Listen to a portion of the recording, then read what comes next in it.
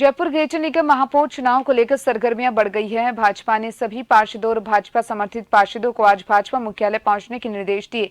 उधर कांग्रेस ने सभी पार्षदों को एक निजी होटल में बुलाया, साथ ही महापौर चुनाव को लेकर रणनीति तय की है। मंत्री प्रताप सिंह खाचरियावास ने सभी पार्षदों के साथ चर्चा की और उधर भाजपा भी फूंक फूंक कर कदम बढ़ाएगी।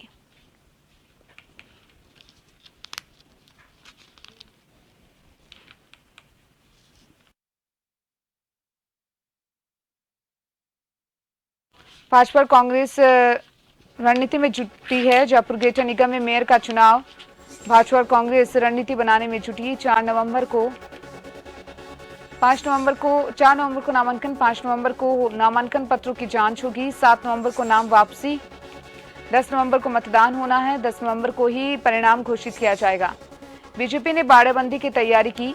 बीजेपी ने गुलाबचंद कटारिया को प्रभारी बनाया है।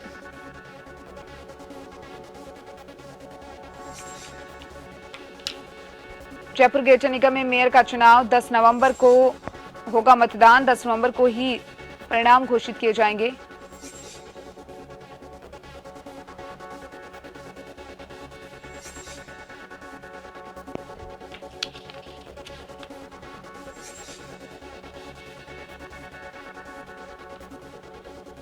दस नवंबर को मतदान होगा। जयपुर ग्रेटर निगम में मेयर का चुनाव है। बीजेपी ने बाड़ेबंदी की तैयारी की।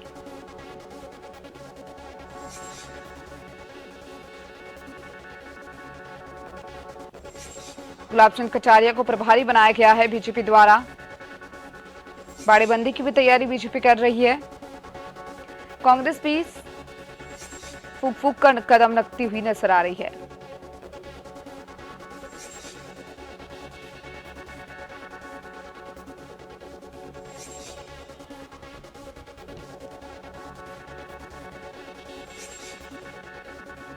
जयपुर ग्रेटर निगम में मेयर का चुनाव,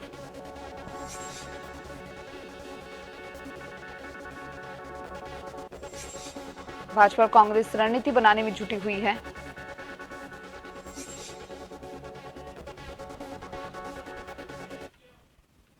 और ज्यादा जानकारी के लिए मेरे साथ जयपुर से संवाददाता अनिल सैन लाइव जुड़ चुके हैं। अनिल, जयपुर ग्रेटर निगम की मेयर का चुनाव नजदीक है, जहां पर 4 नवंबर को नामांकन के साथ ही 10 नवंबर को मतदान होना और उसी दिन नतीजे जो है वो घोषित किए जाएंगे। क्या कुछ पूरी जानकारी, किस तरीके से बीजेपी और कांग्रेस तैयारी में जुटी हुई है?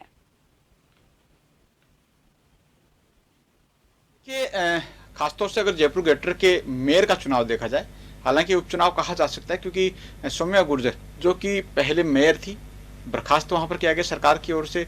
मामला कोर्ट में जरूर चल रहा है, आज भी इस मामले पर सुनवाई होगी। कल मामले पर सुनवाई नहीं हो पाई थी। अधिवक्ता ने पैरवी की गुहार लगाई कोर्ट के सामने की पैरवी नहीं हो पाई है और ऐसे में चुनाव जो है वो भी घोषित हो रखे हैं। तो कोर्ट के डिसीजन क्या होता है इस पर आज भी नजर यहाँ पर बनी रहेगी। लेकिन फिर भी अगर देखा जाए तो जयपुर ग्रेटर मेयर का जो चुनाव है एक तरह से सियासी संग्राम कहा जा सकता है और इसका मैसेज भी जो है वो दूर तलक जाता है।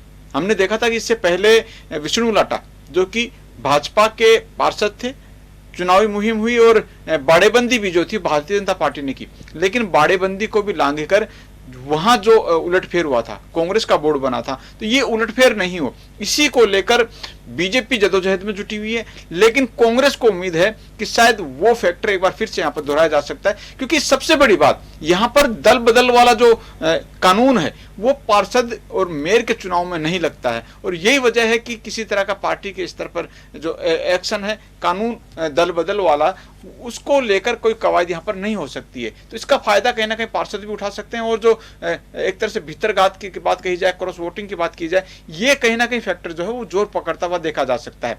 और इसी को लेकर आज से कवायद शुरू होगी। हालांकि कल हमने देखा था कि प्रताप सिंह खाचरियावास ने कांग्रेस के जो तमाम पार्षद थे उनके साथ में बैठकर चर्चा भी की थी, संवाद भी किया था और एक औपचारिक तौर पर चर्चा करने के बाद में तय किया था कि आखिरकार आगे किस तरह से बढ़ा जा सकता है और दावेदार कौन है, किन दावेदार के साथ में क्या चेहरा वहां पर आगे किया जा सकता है। कांग्रेस के फिलहाल 3 मेयर के चुनाव के दावेदार हैं जिनको आगे यहां पर माना जा रहा है। तो अगर बीजेपी के भी देख लिया जाए तो बीजेपी में लगभग 3 से 4 चेहरे ऐसे हैं जहां पर मेयर के दावेदार हैं शील धाबाई जो कि हाल फिलहाल सरकार की ओर से नॉमिनेट कई पार्षदों ने कहा है कि सील दबाई को ही भारतीय जनता पार्टी की ओर से आगे किया जाए ताकि किसी तरह की बगावत यहाँ पर नहीं हो। लेकिन दूसरी तरफ और भी चेहरे ऐसे हैं जो कि इस मुहिम में डटे हुए हैं। सैनी की अगर बात कर ली जाए, सुखप्रीत सिंह बंसल की बात कर ली जाए, इस मेयर के इस दौड़ के अंदर जब पहले हमने देखा था जब चुनाव हुए थे ग्रेटर के मेयर के, उस दौरान भी ये जो नाम थे वो आगे थे। लेकिन अब ये फैक्टर कहीं ना कहीं जोर पकड़ता हुआ तब दिखाई दे रहा है जब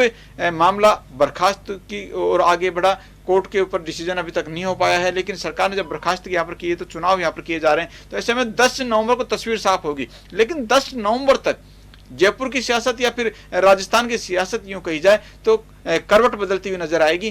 किस तरह से उलटफेर हो सकता है, बाड़ेबंदी जरूर की जाएगी। तमाम भाजपा के पार्षदों को आज भाजपा मुख्यालय बुलाया गया है। दोपहर 12 से 1 बजे तक पहुंचने के निर्देश हैं। यहाँ पर बैठक होगी, चर्चा होगी और चर्चा होने के बाद में तय माना जा रहा है कि तमाम पार्षदों को एक जगह ठहराया जाएगा, क्योंकि सभी पार्षदों को कॉल किया गया है कि वो लोग अपना 10 नवंबर तक का सामान लेकर आए, कपड़े वगैरह जो भी हैं वो तमाम चीजें यहाँ पर मंगवाई गई है। लेकिन इस बीच पार्षदों ने भी अपनी नाराजगी जताई है। कुछ जो निर्दलीय पार्षद जो कि बीजेपी के समर्थित थे, उन्होंने आने से भी इनकार यहाँ पर किया है और साफ तौर से कहा है कि अभी शादी का जो सीजन है वो यहाँ पर है। उनके जो स्थानीय कार्यकर्ता हैं, उनके जो स्थानीय स्तर पर जो कार्यक्रम रखे जा रहे हैं, क्योंकि कल से हम देखेंगे शादियों के सावे भी खुलेंगे, तो ऐसे में पार्षदों का ये भी कहना है कि अगर वो बाड़ेबंदी में चले जाते हैं तो ये तो 3-4 जो सावे हैं उनके अंदर वो शामिल नहीं हो पाएंगे और ऐसे में स्थानीय जो नाराजगी है वो पार्षदों के खिलाफ हो जाएगी। तो ऐसे में कुछ पार्षदों ने अपनी नाराजगी जाहिर भी की है और कुछ पार्षदों ने कहा है कि वो फिलहाल बाड़ेबंदी में नहीं जाने वाले हैं, वो लोग ये कार्यक्रम करेंगे। उसके बाद में 8 से 9 जो नवंबर है उस बीच वहां पर बाड़ेबंदी में तमाम जो पार्षद हैं वो वहां पर जा सकते हैं। लेकिन फिर भी सियासत बिछ गई है, सरगर्मियां तेज हो गई हैं और सभी की नजरें अब ये देख रही हैं कि आखिरकार जयपुर ग्रेटर का जो मेयर का जो चुनाव है वो